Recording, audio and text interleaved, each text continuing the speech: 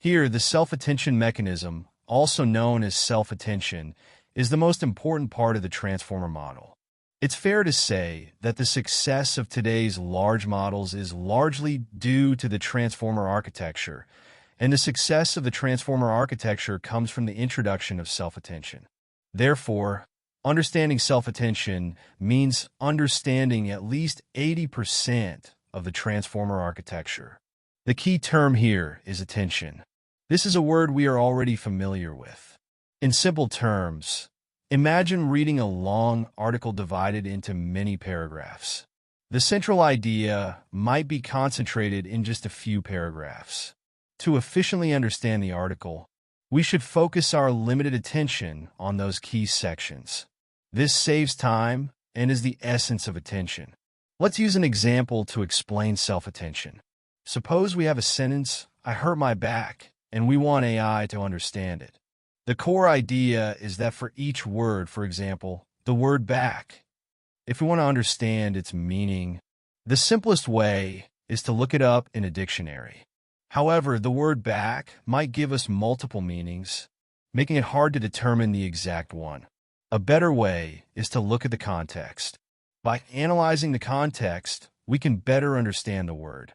This is similar to how we naturally read. Let's assume we have a vector representing the meaning of each word.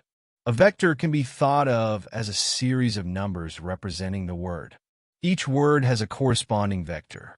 To better understand the meaning of a word in the sentence, we need to analyze its context, considering how much influence each word has on it. For example, the influence of one word on another, and the influence of that word on back, as well as back itself. To understand the meaning of back in the sentence, the influence of back on itself might be the greatest, say 60%. The word hurt might have a 20% influence, as it helps clarify that back refers to the body part. I might contribute 15%, and I might contribute 5%. These influences sum to 100%. This influence can be seen as attention. To understand the word, we allocate different amounts of attention to its context and itself.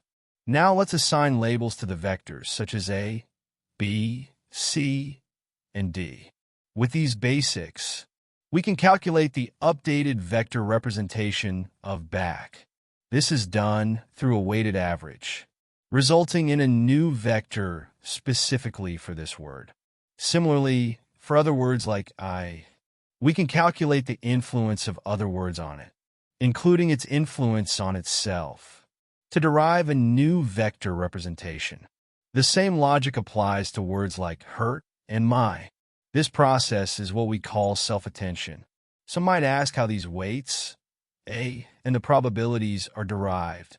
They are calculated using parameters within the module, but we can ignore this for now, as it doesn't affect our understanding of self-attention. This is just the first layer.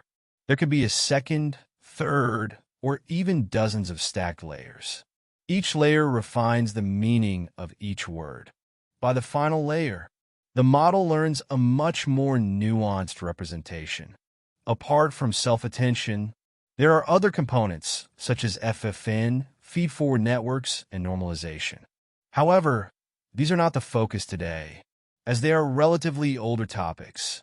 The key point is the self-attention mechanism.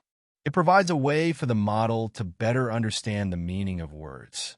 When word meanings are well understood, the sentence's meaning becomes clearer as well. Having explained how self-attention works, let's look at its problems. For each word, the model must consider the influence of every other word, including itself.